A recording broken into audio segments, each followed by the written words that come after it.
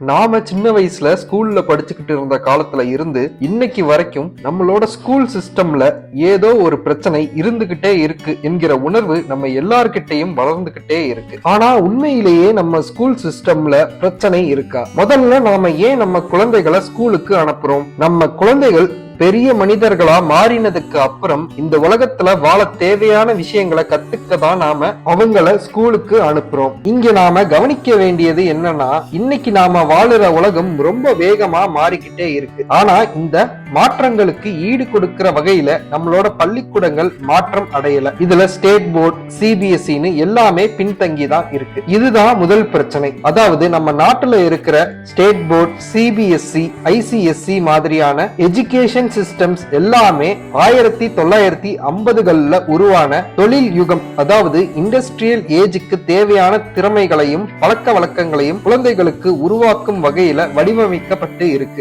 ஆனா இன்னைக்கு நம்ம உலகம் ஐடி, இன்டர்நெட், ஏஐன்னு நிறைய மாற்றம் அடைஞ்சு இருக்கு. இருந்தாலும் கூட நம்ம பள்ளிக்கூடங்கள் மாஸ் ப்ரொடக்ஷன் மற்றும் மாஸ் கண்ட்ரோல் மாதிரியான விஷயங்களை மையமா வச்சு செயல்பட்ட இண்டஸ்ட்ரியல் ஏஜ் மென்டாலிட்டியோட தான் இன்னமும் இயங்கிக்கிட்டு இருக்கு. இதுக்கு உதாரணம் சொல்லணும்னா, இன்னைக்கும் நாம நம்மளோட குழந்தைகளை பேட்சா பிரிச்சு வச்சுதான் பாடம் சொல்லி தரோம். மற்றும் நம்மளோட குழந்தைகள் ஸ்கூல்ல அடிக்கிற மணி சத்தத்தை வச்சே அவங்களோட ஒவ்வொரு நாளையும் வாழ பழக்கப்படுத்திக்கிட்டு இருக்கும். இதனால குழந்தைகள் அவங்க கிளாஸ் ரூம்ல உட்கார்ந்து அவங்களுக்கு பாடம் சொல்லித்தர டீச்சர் எந்த பேஜ் நம்பரை திறக்க சொல்றாரோ அதை திறந்து வச்சுக்கிட்டு பக்கத்துல உட்கார்ந்து இருக்கிற யார்கிட்டையும் பேசாம அந்த டீச்சர் சொல்ற இன்ஸ்ட்ரக்ஷன்ஸை ஃபாலோ பண்றதை தவிர கிளாஸ் ரூம்ல வேற எதையும் செய்யறது இல்லை. ஒருவேளை இந்த விதிமுறைகளை ஒரு குழந்தை பின்பற்றாம இருந்தா அந்த குழந்தைக்கு தண்டனை கிடைக்கும். அப்படி இல்லாம அந்த குழந்தை ஸ்கூலோட எல்லா விதிமுறைகளையும் பின்பற்றி நடந்தா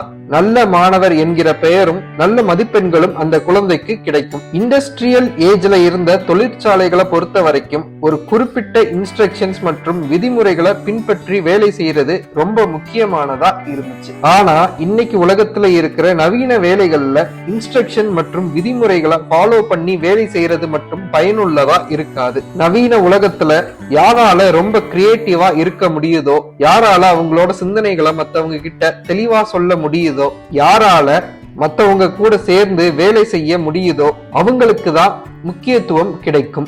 ஆனா நம்மளோட குழந்தைகளுக்கு இந்த மாதிரி பழக்கங்களை கத்துக்க கூடிய வாய்ப்புகள் நம்ம பள்ளிக்கூடங்கள்ல கிடைக்கிறது இல்லை. இரண்டாவது பிரச்சனை என்னன்னா, நம்ம நாட்டுல இருக்கிற பெரும்பாலான பள்ளிக்கூடங்கள்ல மாணவர்கள் சுதந்திரமா செயல்பட நாம அனுமதிக்கிறது இல்லை. அது மட்டும் இல்லாம மாணவர்கள் செய்யக்கூடிய ஒவ்வொரு விஷயத்தையும் அங்க இருக்கிற ஆசிரியர்கள் கட்டுப்படுத்த முயற்சி செய்யறாங்க. இதனால நம்ம குழந்தைகளுக்கு சுதந்திரமா செயல்படக்கூடிய தன்மையும் அவங்க செய்யற விஷயங்களை அவங்களே கட்டுப்படுத்தக்கூடிய திறமையும் கிடைக்கிறது இல்லை. சொல்ல போனா ஸ்கூல் லைஃப்ல நம்ம குழந்தைகளோட ஒவ்வொரு நிமிஷமும் பள்ளிக்கூடம் மூலமா கட்டுப்படுத்தப்படுது. ஆனா இன்னைக்கு இருக்கிற வேலைகள்ல ஒருத்தர் ஒரு முக்கியமான வேலையை செஞ்சுக்கிட்டு இருந்தா அவரே தன்னோட அமைப்பு முறையையும் நேரத்தையும் சொந்தமா நிர்வகிக்க வேண்டிய தேவை இருக்கு. ஒரு வேலையை ஒரு அதிகாரி எப்ப செஞ்சு முடிக்கணும், எப்படி செஞ்சு முடிக்கணும் மாதிரியான விஷயங்களை தீர்மானிக்க வேண்டிய பொறுப்பு அவர்கிட்ட தான் இருக்கு. இதுக்கு எதிர்மாறா நம்ம பள்ளிக்கூடங்கள் ஒரு வேலையை செஞ்சு முடிக்கணும்னா அந்த வேலைக்கான பொறுப்பை நாம சுயமா எடுத்துக்கிட்டு புது புது வேலைகளை யோசிச்சு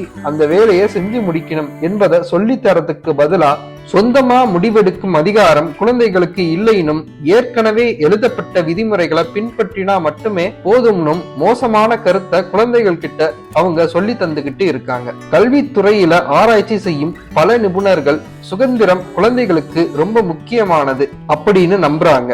சுதந்திரமும் சுய அதிகாரமும் கிடைக்காத சமயத்துல மாணவர்கள் உற்சாகம் இல்லாம இருப்பதா அவங்க கண்டுபிடிச்சு இருக்காங்க. மூணாவது பிரச்சனை என்னன்னா, யதார்த்த வாழ்க்கைக்கு உதவ முடியாத பாடங்கள். அதாவது இன்னைக்கு குழந்தைகள் படிக்கிற பெரும்பான்மையான விஷயங்கள் அவங்களோட அன்றாட வாழ்க்கையோட பொருத்தி பார்க்க முடியாத மாதிரி இருக்கு. ஏன்னா பெரும்பாலும் அவங்க மனப்பாடம் செய்யறது மூலமா தான் அதை படிக்கிறாங்க. இன்னைக்கு இருக்கிற அமைப்பு முறைப்படி எல்லா குழந்தைகளும் அவங்களோட சிலபஸ்ல இருக்கிற எல்லா பாடத்தையும் புரியுதோ புரியலையோ அதை மனப்பாடம் பண்ணியே ஆகணும். அது மட்டும் இல்லாம 2 மாசத்துக்கு நடுவுல அவங்க எழுதுற எக்ஸாம் மூலமா இந்த பாடங்கள்ல அவங்களுக்கு எவ்வளவு புரிதல் ஏற்பட்டு இருக்கு அப்படின்னு வேற சோதனை பண்ணி பார்ப்பாங்க. ஆனா பெரும்பாலான குழந்தைகள் அவங்க படிச்ச விஷயங்களை எக்ஸாம் எழுதி முடிச்சதுக்கு அப்புறம் மறந்து போயிடுறாங்க. அடிப்படையில கல்வி என்பது ரொம்ப ஆழமான செயல்முறையா இருக்கு. ஆனா நாம நம்மளோட பாடங்களை ஆழமா படிக்கிறதுக்கு பதிலா எக்ஸாம்ல மார்க் எடுக்கிறதுக்கு ஏத்த மாதிரி தான் படிக்கிறோம். இந்த மாதிரி சூழல் மாணவர்கள், ஆசிரியர்கள், பெற்றோர்களுக்கு நடுவுல ஒரு மோசமான கலாச்சாரத்தை உருவாக்கி இருக்கு. எப்படியாவது எக்ஸாம்ல மார்க் எடுக்கணும் அப்படிங்கிற சூழல் இருக்கிறதால மாணவர்கள் டியூஷன் போறது, கோச்சிங் சென்டர் போறது, ராத்திரி முழுக்க தூங்காம படிக்கிறது மாதிரியான விஷயங்களை செஞ்சு கஷ்டப்பட்டு புத்தகத்துல இருக்கக்கூடிய தகவல்களை மனப்பாடம் செய்யறாங்க. ஆனா கஷ்டப்பட்டு அவங்க செய்யற மனப்பாடம் பரீட்சை எழுதி முடிச்சதுக்கு அப்புறம் அவங்க ஞாபகத்துல இருந்து ஓடி போயிடுது. நாலாவதா இருக்கக்கூடிய பிரச்சனை நாம படிக்கிற முறையில இருக்கு. ஒவ்வொரு குழந்தைக்கும் படிக்கிற முறை வேறுபட்டு இருக்கு. அதாவது சில குழந்தைகள் வேகமா படிச்சு புரிஞ்சுக்கிற விஷயங்களை வேற சில குழந்தைகள் கஷ்டப்பட்டு ரொம்ப நேரம் எடுத்து படிச்சு புரிஞ்சுக்க வேண்டியது இருக்கும். இதை தாண்டி நம்ம ஊர்ல இருக்கக்கூடிய எல்லா குழந்தைகளுக்கும் கம்ப்யூட்டர், இன்டர்நெட் மாதிரியான படிக்கிறதுக்கு உதவக்கூடிய கருவிகள் எல்லாமே கிடையாது. அதுலயும் சில குழந்தைகளுக்கு வறுமை காரணமா பள்ளிக்கூடம் முடிஞ்சதுக்கு அப்புறம் படிக்கிறதே பெரிய பிரச்சனையா இருக்கு. இந்த மாதிரியான ஏற்றத்தாழ்வுகளை சமாளிக்க நம்ம கல்வி முறையில ஒரு சில சமூக திட்டங்களை தவிர வேற திட்டங்கள் எதுவுமே இல்லை. அதனால தன்னோட சூழல் காரணமா ஒரு குழந்தை கம்மியான மதிப்பெண்கள் எடுக்கக்கூடிய நிலைமை ஏற்பட்டா அந்த குழந்தைய வாழ்க்கையில தோத்து போன குழந்தை மாதிரி நடத்தக்கூடிய வழக்கம் நம்ம சமூகத்துல இருக்கு. உண்மையிலேயே இந்த மாதிரியான குழந்தைகளுக்கு நாம கல்வியில கொஞ்சம் முன்னுரிமை தந்தா அவங்களையும் நாம வெற்றி அடைய செய்ய முடியும். அஞ்சாவது பிரச்சனை என்னன்னா வகுப்பெடுக்கும் முறை. இன்னைக்கு இருக்கிற கல்வி முறையில நம்ம குழந்தைகள் குறைஞ்சது 5 மணி நேரம் ஒரே இடத்துல உட்கார்ந்து ஆசிரியர்கள் சொல்லித்தர விஷயங்களை கேட்டுக்கிட்டு இருக்காங்க. கிளாஸ் நடக்கும் போது குழந்தைகள் பக்கத்துல பேசவும் அவங்களுக்கு கவன சிதறல் ஏற்பட்டா கொஞ்சம் ஓய்வெடுக்கவும் அனுமதி கிடைக்கிறது இல்ல. கான் அகாடமியை சேர்ந்த